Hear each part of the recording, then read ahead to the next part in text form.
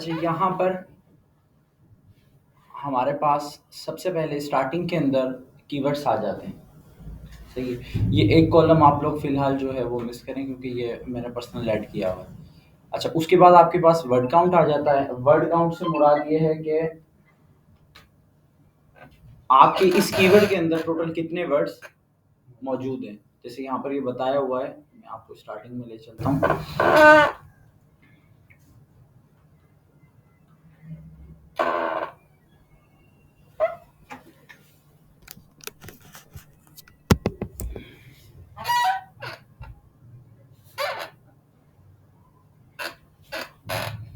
यहाँ पर ये वर्ड्स काउंट आ गई है इसके कि टोटल कितने वर्ड्स मौजूद हैं। 3 वर्ड्स मौजूद हैं कीवर्ड के अंदर। कितने वर्ड हैं? Headless, curler, headband.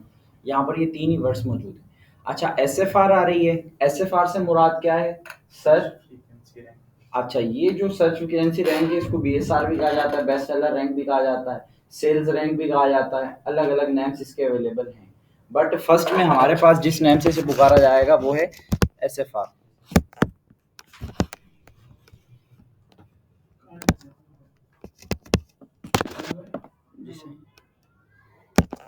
रहीम भी लेके रखें। अच्छा, इसके अंदर अगला कॉलम आपके पास आ जाता है सर्च वॉल्यूम का। सही है। अगला कॉलम किसका आ रहा है? Search volume. सर्च वॉल्यूम आप लोगों को ऑलरेडी पता ही है। अच्छा, ये कॉलम वो कॉलम्स हैं जो हीलियम 10 आपको दे रहा होता है। अच्छा, काफ़ी चीज़ों में स्टार्टिंग में हमें नीड नहीं थी तो मैंने आप लोगों को अपडेट नहीं दी थी। अब आप लोगों ने माइंड में रखना है कि कौन सी कॉलम में क्या लिखा हुआ है। सही है। कुछ कॉलम अभी भी इसके ऐसे हैं जो इररेलेवेंट हैं। अच्छा, यहाँ पर ये दे रहा है सर्च वॉल्यूम का ट्रेंड लिखा हुआ है। पढ़ने से भी आपको आइडिया वैसे हो जाएगा। सर्च वॉल्यूम ट्रेंड से क्या मुराद है कि ये बता रहा है -40% लास्ट मंथ। मतलब लास्ट मंथ में जो सर्च वॉल्यूम था उससे 40% डाउन है इस मंथ इसका सर्च वॉल्यूम, इस कीवर्ड। सही है। सर्च वॉल्यूम का ट्रेंड शो करवा रहा है वो आपको। सही है। वो ट्रेंड आपको एक अपडेट दे रहा है कि यार पिछले महीने अगर 1 लाख सर्च वॉल्यूम था ना तो इस मरतबा 40% नीचे 60,000 है सर्च वॉल्यूम। समझ गए? अच्छा, आगे आ जाती है स्पॉन्सर्ड एसेंस।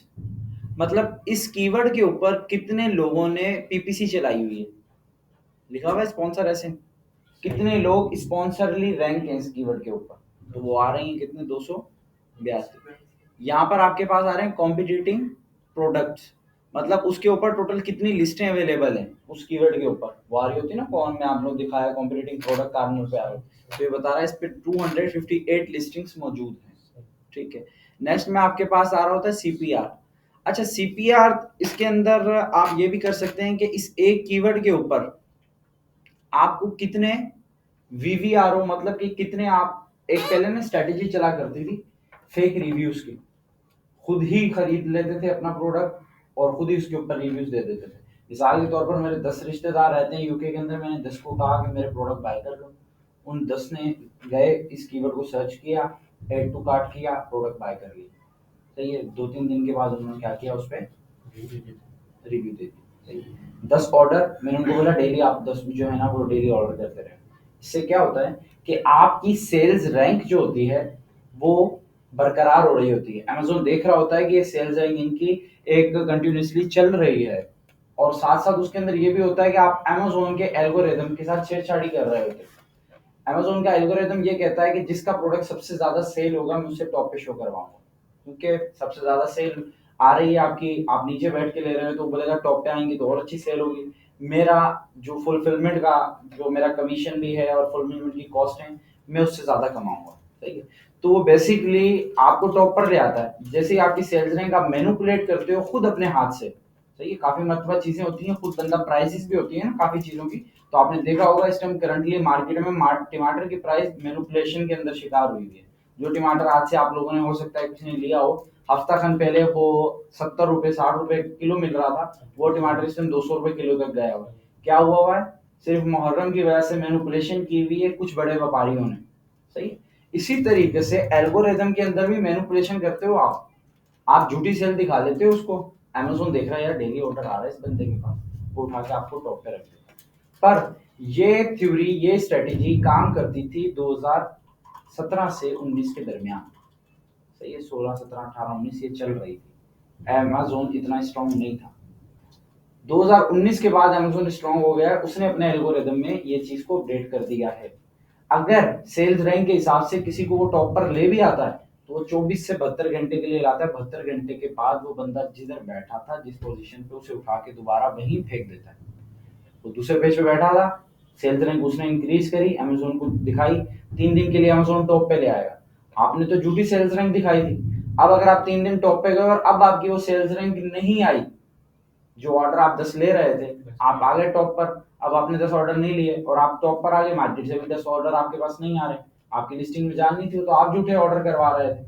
तो अब क्या करेगा अमेज़न आपके साथ, दोबारा उठा के वहीं फेंकेगा, जाओ दोबारा अगले पेज। सही है, A9 अपडेट हो गया है। अब सिर्फ रैंकिंग होती है ऑर्गेनिकली, जिसकी ऑर्गेनिकली रैंकिंग अच्छी है वही टॉप पर आ रहा होता है। अभी भी करंटली रिव्यूज की स्ट्रेटेजीज चल रही होती हैं, किस्मत होती है किसी किसी प्रोडक्ट पे। मिसाल के तौर पर आपने एनालिसिस की, आपके प्रोडक्ट की लिस्टिंग अच्छी है, पिक्स अच्छी हैं, टाइटल अच्छा है, बुलेट अच्छे हैं, ईबीसी कंटेंट है, ब्रांड रजिस्टर किया हुआ है आपने, और आपके पास कुछ रिव्यूज भी मौजूद हैं आपकी लिस्टिंग के ऊपर, आपके पास कोई 30-40 रिव्यूज भी मौजूद हैं। अब आप ये गैम्बलिंग ट्राई कर सकते हो। आपको इस बात में आप बिल्कुल कंफर्म हो गए हो कि अगर मैं इस गैम्बलिंग के बाद टॉप पे चला गया तो मुझे ऑर्गेनिकली मार्केट में से 10 ऑर्डर मिलना शुरू हो जाएंगे, तो फिर आप इस चीज को ट्राई कर सकते हो। अदरवाइज रिकमेंडेड नहीं है। तो ये कॉस्टली भी बहुत हो जाता है, ये समझो इसमें खून बहाने वाला हिसाब हो रहा होता है, प्रोडक्ट भी फ्री जा रहा होता है, प्लस में $8-10 तक कमीशन भी देना पड़ रहा होता है एक रिव्यूज पे। अगर आप मार्केट से हर बंदे के रिलेटिव्स मौजूद नहीं है दूसरे कंट्रीज के अंदर।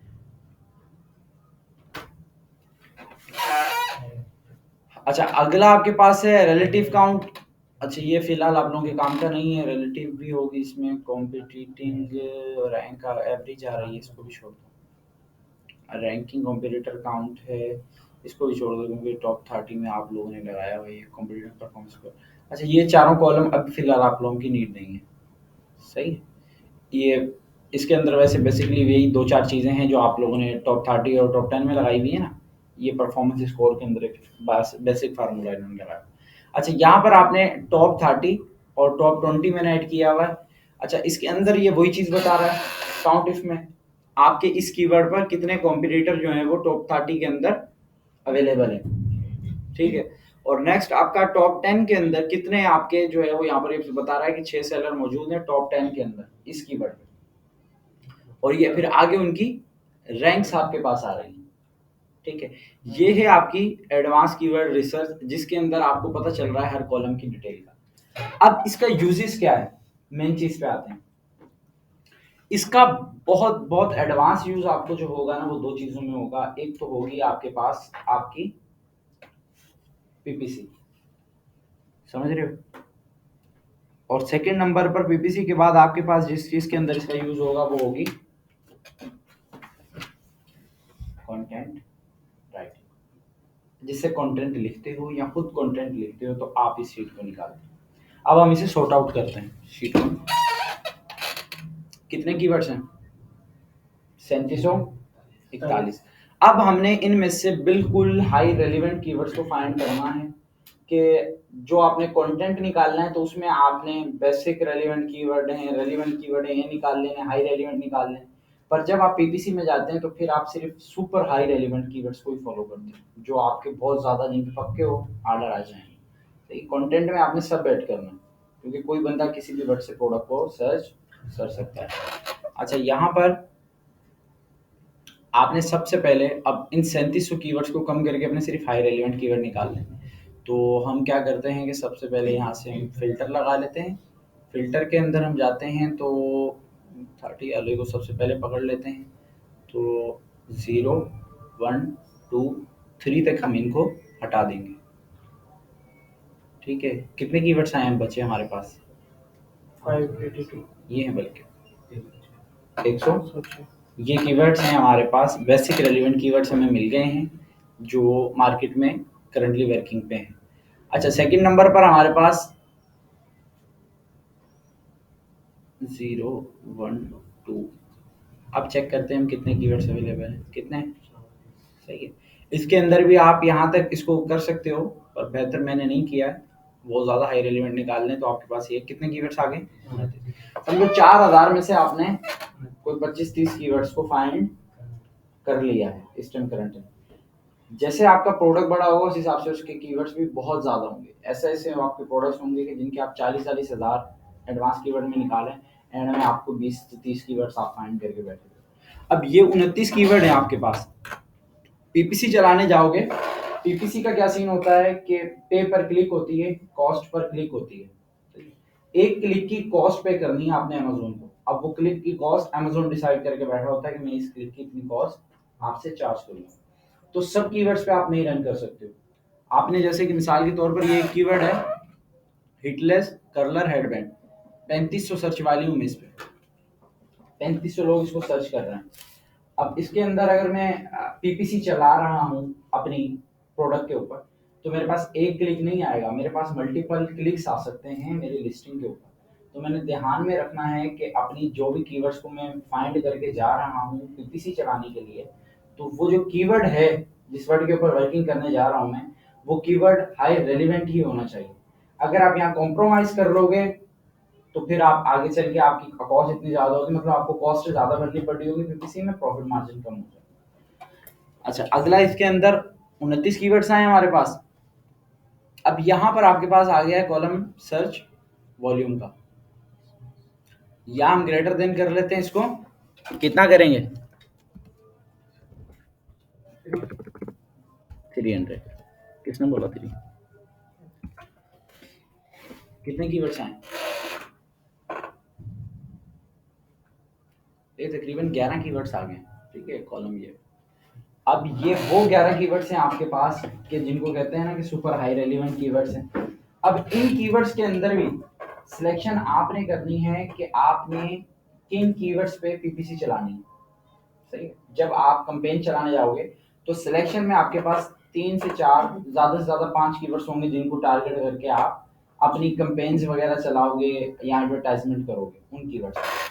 अच्छा, उसकी सिलेक्शन के लिए आप यहाँ पर एक कॉलम खाली इंसर्ट कर लेते हो, जैसे मैं इंसर्ट कर लेता हूँ। ठीक है, मैंने यहाँ से प्रोडक्ट का कीवर्ड कॉपी किया,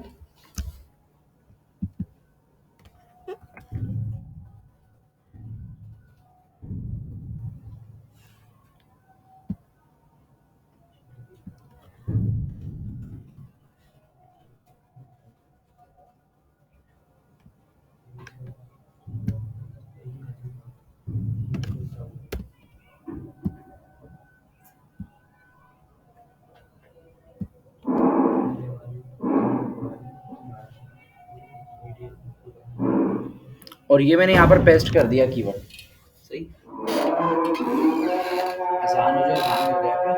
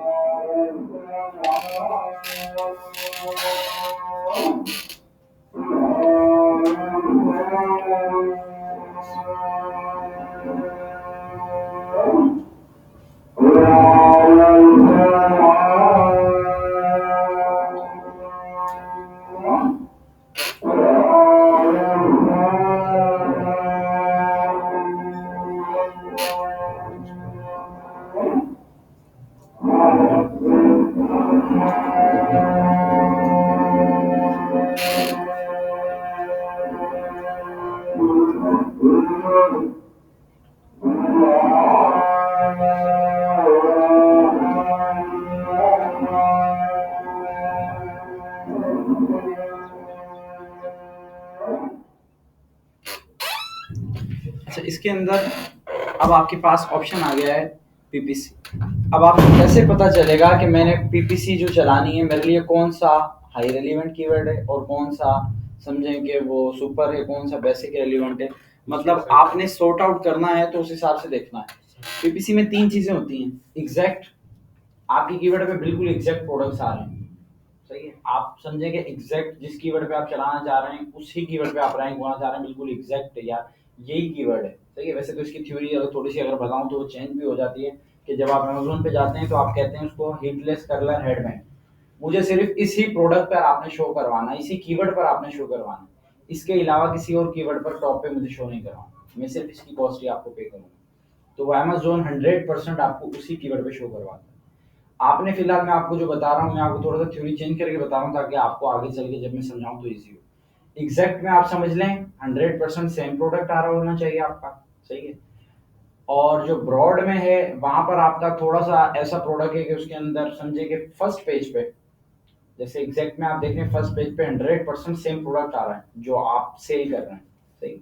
और ब्रॉड में आप चले जाते हैं तो ब्रॉड के अंदर क्या होगा कि ब्रॉड के अंदर थोड़ा सा मैच टाइप कीवर्ड आ रहा होगा, कि मैं आपको कैसे बताऊं कि वो कीवर्ड आ रहा होगा जिस पे 70% या 50% आइडिया लगा लो कि 50% तक जिस पे प्रोडक्ट आ रहे हैं, 50% वो प्रोडक्ट आ रहे हैं जो आप सेल कर रहे हो, 50% इररेलेवेंट प्रोडक्ट्स आ रहे हैं, सही है।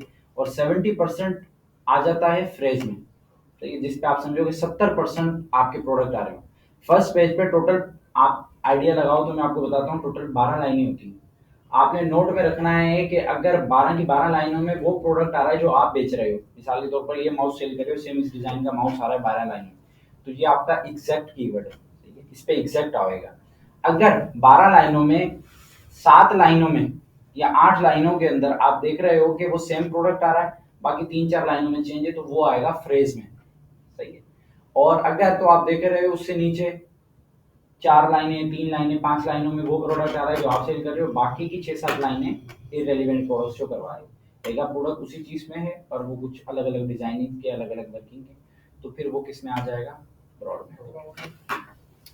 अच्छा, जैसे आपने अब इसको चेक कैसे करना है कि आपने आपकी कीवर्ड्स निकल आते हैं, अब आपने one by one in keywords को कॉपी कर लेना है और पेस्ट करते रहना है अपनी इसमें अमेजोन की सर्च बार में। तो मैं आप लोगों के सामने ना करके दिखाता हूँ एक, ये सर्च कर लिया मैंने। अब देखें कि फर्स्ट पेज पे सेम प्रोडक्ट आ रहा है, हमारा टारगेटेड प्रोडक्ट ये प्रोडक्ट है, सही है, सारे ये प्रोडक्ट सेल कर रहे हैं, सेम प्रोडक्ट ही हर बंदा सेल कर रहा है, पूरे पेज पे ये प्रोडक्ट सेल हो रहा है, इसलिए हमने इसको यहाँ पर आकर दे दिया क्या, एग्जैक्ट दे दिया, सही है, लिखा हुआ यहाँ। अच्छा, यहाँ पर आ गया अगला कीवर्ड इसका, ठीक है। यहाँ पर हमने इसको कॉपी किया, इसको भी हम ले गए वहाँ पर, हमने जाके चेक किया।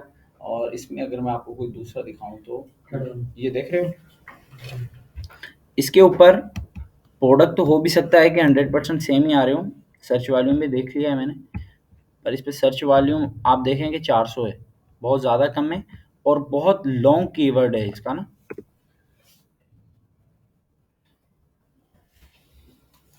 यहाँ पर ये आना स्टार्ट हो गया, ठीक है।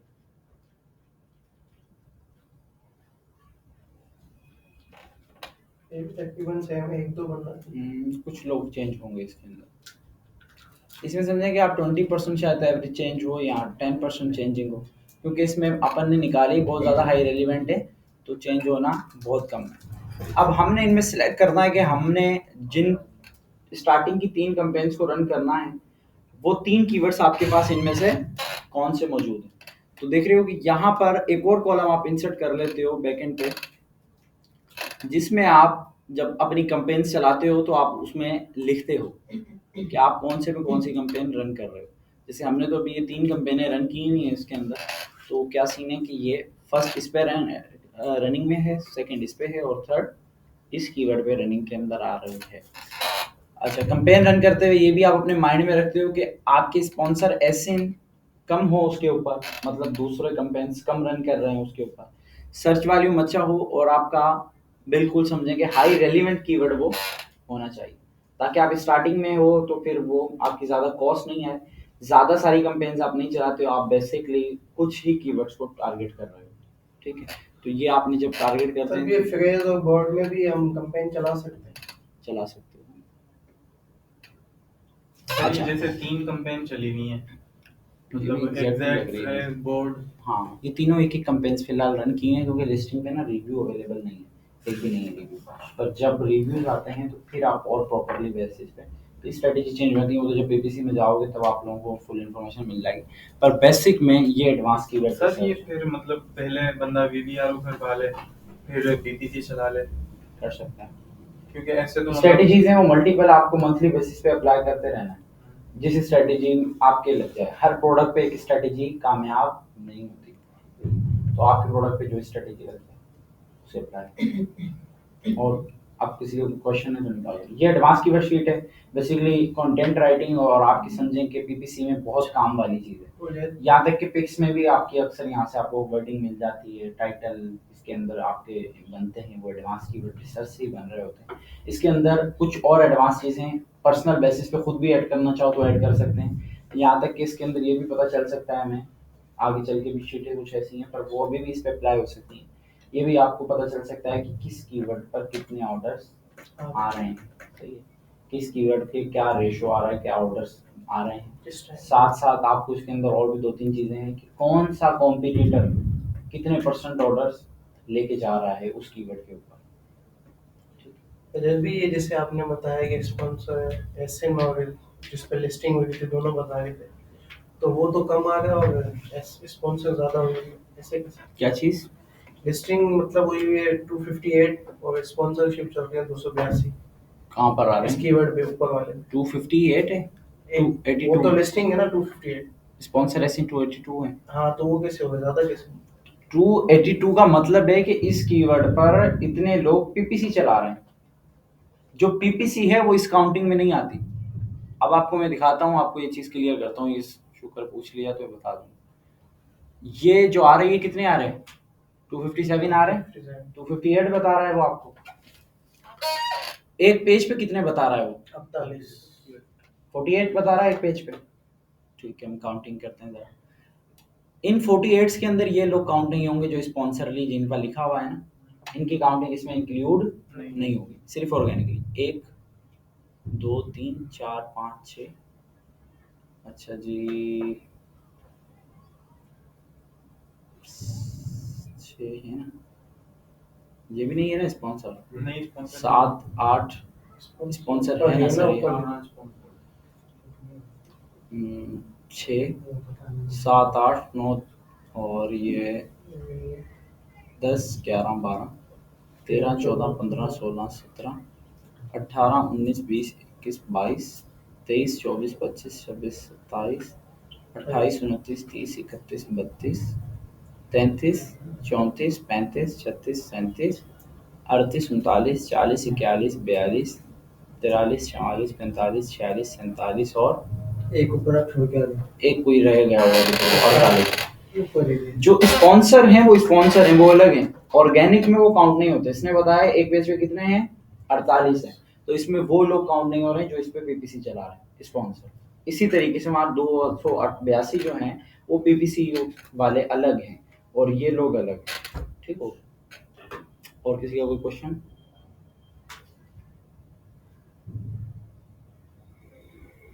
यार इसमें जैसे कीवर्ड पे चार स्पॉन्सर होते हैं ना, अगर कोई और भी अप्लाई करे, हम भी अप्लाई कर रहे हो और भी अप्लाई कर रहे हो, तो स्पॉन्सर किसको मिलता है? ज़्यादा पैसे देते हैं। ज़्यादा पैसे देते हैं। 4 नहीं होते, एक कीवर्ड पे जो जितना दिल करे वो इस पे स्पॉन्सर आ सकता है। 500 1000 कॉम्पिटिटर है, 1000 भी आ सकते हैं। जो जितने पैसे देगा वो टॉपर आता चला जाएगा। अच्छा, जो भी फर्स्ट वाले होंगे ये सबसे ज़्यादा देंगे, इसलिए टॉप।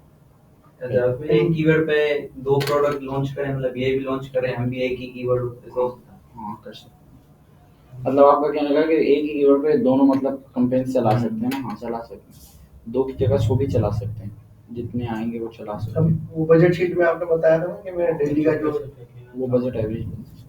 और कोई क्वेश्चन हो आपका? रियान आपका क्लियर समझ में आ गई है? ये असल में मेन इसमें काफ़ी सारी चीज़ों में काम आती है। देखें आपको क्लाइंट कभी भी ऐसे नहीं है कि आपको क्लाइंट स्टार्टिंग से ही मिल रहा है।